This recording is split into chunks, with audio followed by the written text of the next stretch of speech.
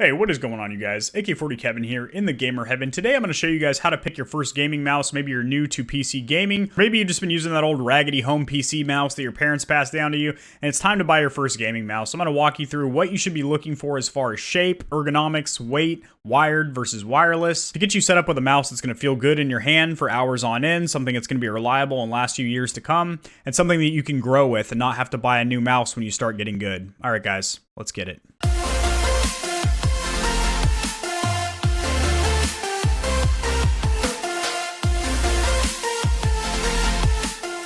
Let's go ahead and get this keyboard up and out of the way. We don't need you here, sweetheart. So generally when you're shopping for a gaming mouse, there are two different styles that you're going to primarily see, and that is ambidextrous, which means obviously that you can use it with both hands. This has identical sculpted shape, as well as the same accessory buttons on each side. These two buttons here are to adjust the DPI, or dots per inch, on the fly.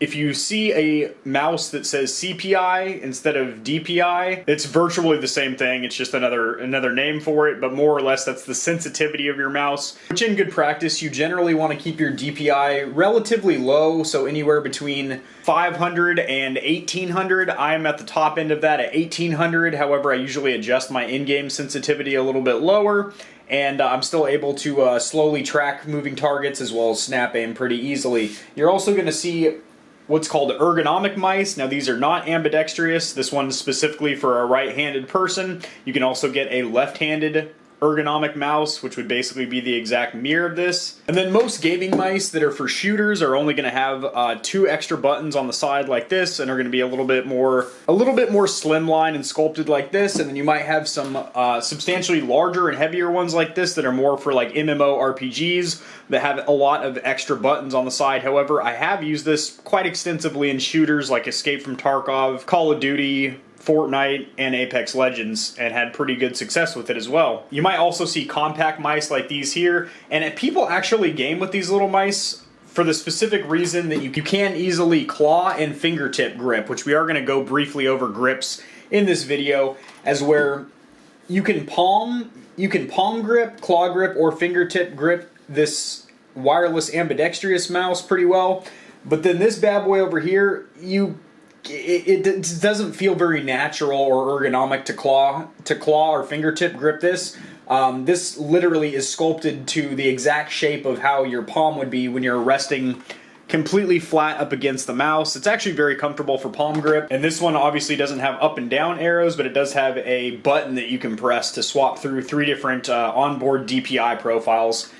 But I actually have that set to just be an extra gaming button, and instead of having a DPI switch, because generally I just keep mine at about 12 to 1800 anyway. Then you also have wired mice like these two, and then you have wireless. Now, wireless input lag or latency used to be a big problem back in the day. However, it's really not anymore. So this is not Bluetooth. This has a little USB dongle, which gets stored away in this tray right here, which you plug into the top of your PC, and it creates a dedicated 2.4 gigahertz connection, and you can actually adjust how many times per second that refreshes: 500, 1000, or 1500. And I have it refreshing its input every 1500 times a second, which is ridiculously fast. As you see, I'm on this 144 hertz monitor here, and it's very fluid and smooth. There's literally no input lag or delay. And as of recent, I have really actually been moving towards the wireless mice, because it's just very freeing not having that cable there. Even if you have a long braided cable like this that just glides along your mouse pad, you still feel it every once in a while, and it might accidentally catch on your keyboard or something. Granted, you can get what's called a mouse bungee, which basically just holds your cord up like this, so it removes some of that sensation of weight and drag. However, I mean, a wireless mouse to me just feels amazing, especially when you have a good set of skates on here. These are the stock Razer skates, but you can get something like G skates or another company like that, which basically peel off these skates here and put on new aftermarket ones that are a little bit slicker. And that just creates a nice smooth surface between your mouse pad and the bottom of your mouse. So a couple things to consider when you're buying a mouse is primarily what kind of game are you going to be playing. Are you going to be playing a lot of MMO RPGs where you need a lot of keybinds and whatnot? If that's the case, you might want to go with something like the Razer Trinity. They have a ton of buttons on the side. Now those are fantastic if you're playing like role-playing games or something of the sort. However, for shooters, what you'll see is 2 extra buttons here, which I have mapped to like my different grenades. So like bumpers would be on a controller. You know, I have my tactical grenade and then my lethal right there. Obviously, right mouse button is going to be your aim down sights, left click's going to be your fire, and then also keep in mind, you know, you can scroll through your weapons with the scroll wheel and then click down, and that's another function there. So if you want to be able to melee or something by clicking down your mouse wheel, there's that option as well. Then you want to consider wired or wireless. Again, I personally recommend wireless. I don't really see any downside to it besides the fact that you do need to charge it. However, you can plug this in and play with it wired, so if it dies, you're not completely out of the game. You can just plug it in, and you generally get a pretty early heads up as to when it's going to go low on battery. This will start flashing red. The application will pop a little window saying, you know, mouse is at 15%, plug in or recharge now. And then I can just play with it wired unless I'm about to end my session, then I can charge it. Modern wireless mice have pretty good battery life. You can generally get anywhere between 40 and 70 hours. However, I've had this for about 2.5 years, and the battery life is not great anymore.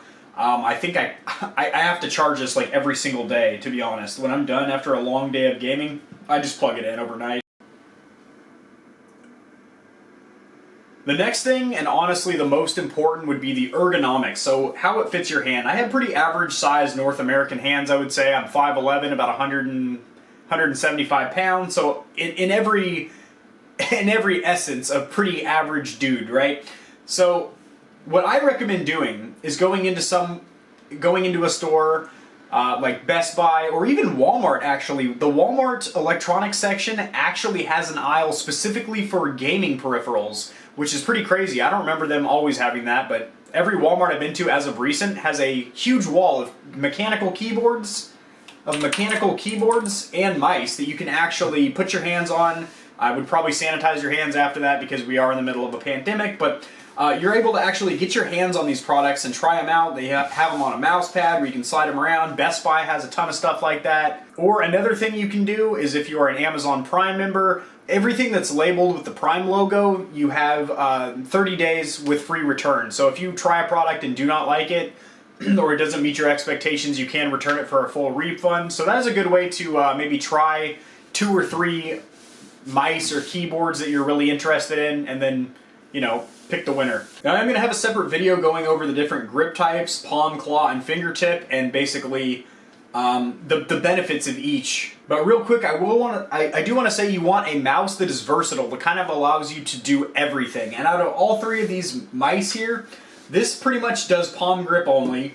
This one pretty much does, well, not pretty much, this one definitely only does fingertip or claw. Not even fingertip. This one literally does claw grip only because it's so damn tiny. You know, in my opinion, a compact mouse would only be good for travel, if you go to a hotel for business a lot and you need something to throw in a laptop bag or whatever. For business, I wouldn't game with this. However, people do game with compact mice. In fact, there isn't even a segment of gaming mice called compact, which are generally very light, sometimes even wireless.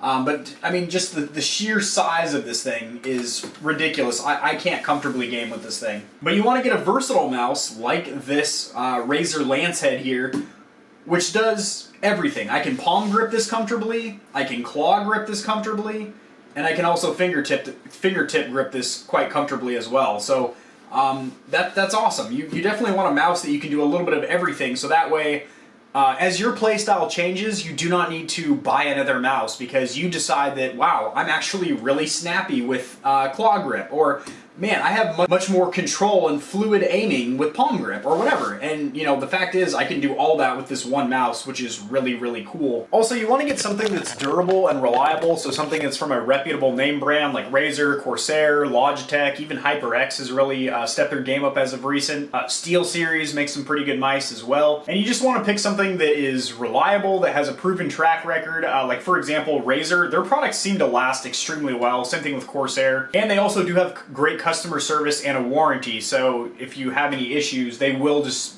send you out a replacement, which is pretty dang cool. So I'd be kind of cautious buying like $15 and $20 nameless, generic Chinese knockoffs on Amazon and stuff like that. There are mice. I actually did a comparison probably about 1.5 years ago. I'll have that linked in the description. It was like a $10 mouse shootout where I bought 5 $10 gaming mice on Amazon and tested them out. They were actually pretty decent, but again, there's no customer service line. If you call the 17-digit phone number to get a hold of someone, it's probably going to go to a dead line, or if someone does pick up, they're probably not going to be speaking the same language as you, and you're not going to be able to get a replacement. If you have something like Razer Corsair, you should be quite good to go. Also, besides the types that I mentioned here, there is also Ultralight Mice, which I'll have pictures on screen here. Those are basically, I don't want to say gimmicky, but they're very niche. Like, you save about 10 grams of weight, which honestly isn't that noticeable, and they cut into the shell to create these little honeycomb weaves and cutouts and stuff like that, and you save a little bit of weight, but at that point, I mean, I just feel like it's not really noticeable, and they're not that comfortable to me. They don't have that smooth, sculpted shape to them because there's a bunch of little perforated holes in there. They do look cool, I will give them that. They do have some pretty cool RGB effects that kind of bleed through the actual mouse itself. So I think that's going to do it. This is just a real quick video going over some things that you want to look at, some key points when you're picking out a mouse. I'm about to make another video right after this one, but I did want to separate them into two different videos as to how to set up your new gaming mouse in Windows, as well as in-game settings, and also the application that will come with your mouse, whether you get Razer, Corsair, SteelSeries, HYPR. They all have a software suite where you can adjust your DPI, you can remap the buttons on here, you can change up your lighting effects, all that. And I'll show you some settings you guys can tweak in Windows to actually get you a much more fluid experience. And this is very important if you are coming directly from controller to mouse, to make sure you have a very smooth transition and the learning curve is as low as possible, because there is definitely a learning curve coming from controller to mouse. I built my gaming PC about 2.5 years ago, and I have been almost solely on keyboard and mouse now. I'll use a controller if I'm playing something like Grand Theft Auto or a racing game, but any kind of shooter or anything like that, any kind of shooter or MMORPG or anything like that, mouse all day. Once you get over that first week or two where that learning curve just absolutely sucks and you're trash, once you get proficient, you're going to be extremely good, and you're going to realize that like aim assist has actually been holding you back for years. When you learn how to track and snap aim and flick aim and do lift offs and all kinds of stuff like that, I will have advanced tutorials on how to do like lift offs, snap aiming, tracking, stuff like that. That's going to do it, guys. I'll see you in the next video. Have a great day. Peace.